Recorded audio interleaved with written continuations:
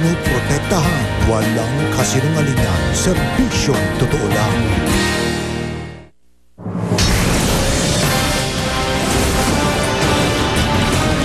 Ari ng komedya na si Dolphy, kritikal ang lagay. Pamilya at mga kaibigan, buo ang suporta sa kanya sa ospital. Simpleng gitgitan sa kalye, nauwi sa pamamaril. Tricycle driver, sugatan, pati estudyante, nadamay sa pamamaril ng driver ng van na tumakas. 4 na lalaking sangkot umano sa kabi-kabilang krimen sa Baseco sa Maynila. Patay ng makipagbarilan sa mga pulis. Kahit hindi sa Pilipinas ginawa ang pag-recall ng mga gata sa China na natuklasang may mataas na mercury content, Food and Drug Administration nagbabantay pa rin dahil baka raw may nakapuslit sa merkado. Mga produktong pampaganda at pampaputi na di-rehistrado't may mataas na level ng mercury. Talamak pa rin ang bentahan. Jordanian journalist na nasa kampo umano ng Abu Sayyaf, di itinuturing ng DILG na nakidnap. Irerekomendang iban na sa Pilipinas. Kaanak ng kasama nitong 2 Pinoy crew, labis na nag-aalala para sa kanilang kaligtasan. Bago pa humagip sa Philippine Area of Responsibility, bagyong may international name na Talim, humahagupit na sa China.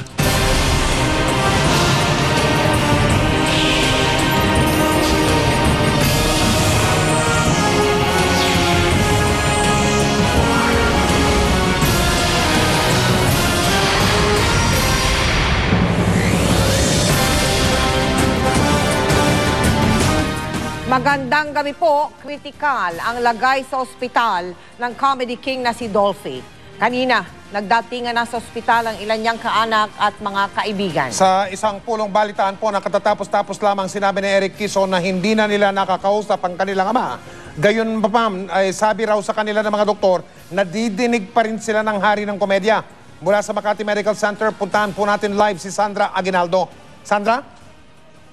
Yes, Mel at Mike, katatapos lamang ng press conference nitong si Eric Quezon, ang isa po sa mga anak ng Comedy King na si Dolphy, at kanya pong ipinaliwanag ang kalagayan ng kanyang ama na hanggang ngayon po ay nananatili sa intensive care unit nitong Makati Medical Center. Narito po ang kanyang pahayag. Update lang on my dad's condition. Right now, he's in a very critical state.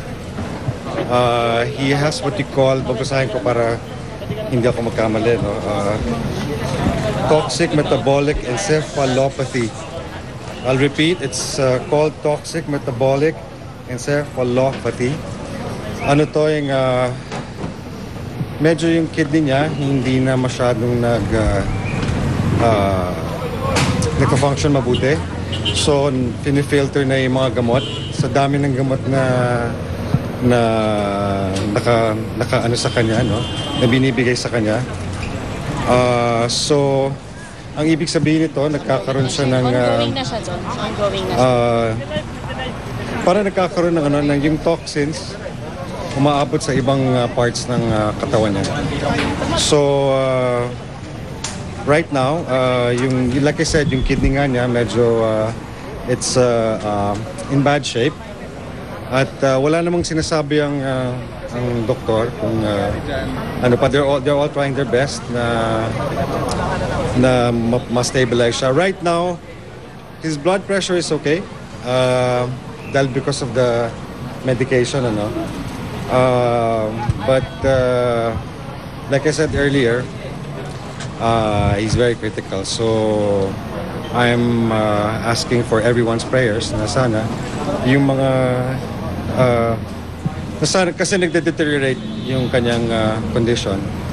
So, sana lang magbago yon in the next few hours. And then, and like I said, we're hoping for a miracle. Siyempre gusto namin makasama pa ng matagal ng father namin. But at the same time, our family will accept kung ano man ng pagkakalob ng Diyos sa amin. So that's my statement as of now. Is he conscious? Right now, he is in and out of consciousness. So, kumbaga parang sa sobra ng anong gamot, He's kind of groggy. So, pero he responds kapag tinatawag namin siya na daddy or pag kinakausap namin siya, nagre-respond naman. Tinataas niya yung eyebrows niya or tinataas niya yung kamay niya.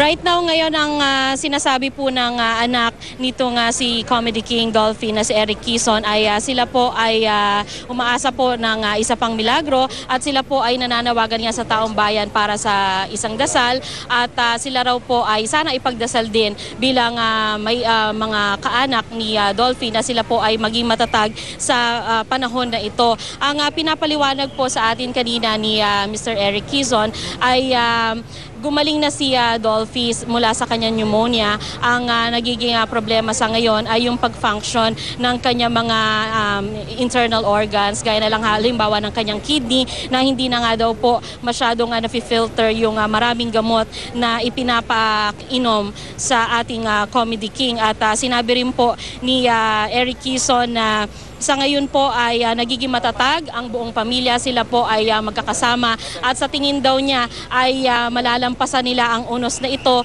na dumadaan sa kanilang buhay. So yan muna po ang pinakahuling ulat mula dito sa Makati Medical Center. Mike, Mel? Sandra, nandiyan ba si Eric? Baka sakali lang kung nandiyan siya sa malapit sa'yo? Oo, Mike, nandito siya ngayon. Sa kasalukuyan ay nagbibigay siya ng pahayag at maaari natin siyang baka pwedeng lapitan ngayon. Sige, susubukan sige. natin, Mike, para makuha natin yung Sige. kanyang mga sinasabi. Huli ko siya nakausap last Tuesday bago siya nag-collapse. Nung Tuesday kasi, nung dumating ako dun sa ospital, kasi dinala siya sa ospital nung 2 Saturdays ago, no? So, that's exactly 10 days ago or 11 days ago. Siya mismo ang nagsabi na dalhin niyo ako sa ospital kasi nahihirapan ako huminga. And then nung time na yon, so parang nahihirapan siyang so tumaas yung ano niya, yung may pneumonia siya, nahihirapan siya huminga, and at the same time meron siyang ileus, yung parang potassium deficiency. So after that, after a few days, na-relieve naman. Kumbaga parang he was constipated for the longest time. And then it came to a point that he collapsed. We tried to... kasi yun yung kumbaga yun yung kinakatakutan ng family na umabot sa part na i-respirate siya. Kasi pagka dumating tayo sa punto na yun, yun na yun eh. Yun yung kumbaga yun yung stage na meron na siyang tube talaga. Eric? No? So... Eric? yun yung ayaw namin mangyari. So we try our best na hindi siya ma-respirate. Oh, Eric? So what happened on Tuesday, huli ko nakausap pa siya. Sabi ko, "Hi Dad, how are you?" Ang sagot niya sa akin is, "I'm still alive." Umano siya sa akin. And sabi niya, I'm okay, but not really okay." So yun, nakakausap pa namin siya. Tapos pagkatapos nun, bigla siya nag-collapse. Then we tried to inambo bag namin siya. Nagre-respond naman yun, yung oxygen rate niya tumataas naman doon sa ideal level, pero mabilis siyang bumababa. So meaning sa sobrang taas ng carbon dioxide nung katawan niya, kasi yung sistema niya, kasi nga nangyayari dahil nga sa oxygen, nakaka-inhale siya ng oxygen, hindi niya masyadong nalalabas yung carbon dioxide. So, pagka tumaas ang carbon dioxide level mo, medyo delikado yun. So, that's the time na it affects your brain. So, nagko-collapse. Usually, nagko-collapse ang isang tao, no? So, right then and there, we tried to put him in that stable, state. But, hindi namin marating yun. That's why we had to respirate. So, nung ni-respirate naman siya, that's when he normalized, he stabilized. So pagkatapos ng dinala na namin siya nga sa ICU at inobserbahan na namin siya. And then slowly yung lahat ng mga ina-administer naming medication gumagana naman or tinatanggap ng katawan niya. And then his organs all his vitals were okay na lahat, kumbaga parang lahat tinatanggap ng katawan niya ng maayos at mabuti, no? And then it came to a point nga na last Tuesday, sinabi nga ng doktor na good news, his vitals are okay. So, pwede subukan nating tanggalin ang respirator. Sinubukan namin tanggalin, and then after, he was able to breathe for 6 hours, and then after that, we had to respirate again. So kailangan namin siya ibalik dun sa Eric? ventilator. Yung machine na nagpa-pump ng oxygen sa katawan niya at nagre-release ng carbon dioxide. Eric, si Mike ito, Mike Enriquez ito, Eric. Meron bang sinabing doktor na number of hours na dapat tayo magbantay para makita natin kung ano mangyayari sa kondisyon ni Mang Dolphy, Eric? Meron bang critical number of hours? 12 hours, 24 oras mula ngayon, or 48 oras Yes, Corina. Napanood ko nga yun yung episode na yun na tinatanong mo siya na yun na nga yung pinag-uusapan namin magkakapatid, no? Parang ang nag-ahabilin na nga siya, no? Kasi for the longest time, I remember nung time na na-bypass siya about 15 years ago, no? I can't remember the exact number of years, no? So, nung time pa lang na yun, ayaw niyang pag-usapan yun, eh. Because he knows na mahaba pang buhay niya, which is true. Talagang nakasama pa natin siya ng matagal after his bypass, no? Tapos, ito na nga, nung nalaman na niya na meron siyang COPD, yan na, nag-umpisa na siyang kausapin kami.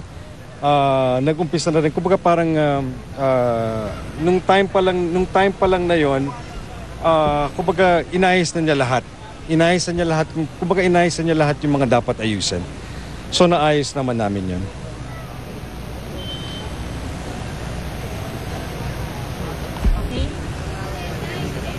Eric?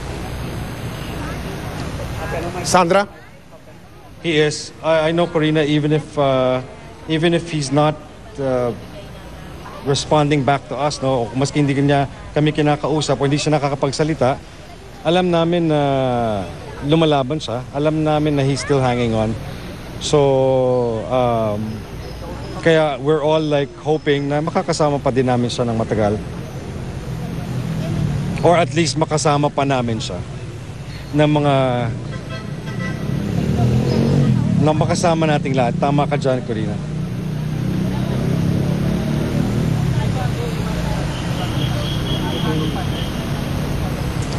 Well, right now, of course, just like any family, no, we're lahat kami ay vulnerable. We're all emotional, lalo na pagka nakakausap namin yung mga doktor. So, syempre the doctors naman are all very truthful to us, no? Para tarang sinasabi nila sa amin ang kanyang kondisyon, yung mga pwedeng mangyari, mga possibilities. At syempre, bilang mga doktor, ginagawa nila kanilang Mike, trabaho. sa ngayon ay patuloy pa rin ang pagbibigay nga ng pahayag ni Eric Quezon dito sa mga kawani ng media. May katanungan ba kayo, Mike? Sandra, gusto ko sana malaman kay Eric kung merong critical na bilang ng mga oras mula ngayon, the next 12 o 24 oras, na kailangan tayo magbantay ng masusi kay Mang Dolphy?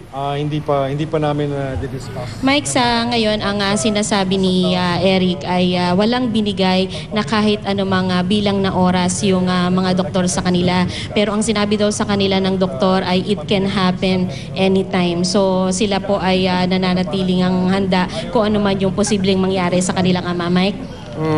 Malaman ko sana mula kay Eric, kung kasi sa mga ospital, pag ganyan ang kalagayan ng pasyente, dumadating yung punto na tinatanong ang pamilya kung payag sila na pumirma ng tinatawag na do not resuscitate na form.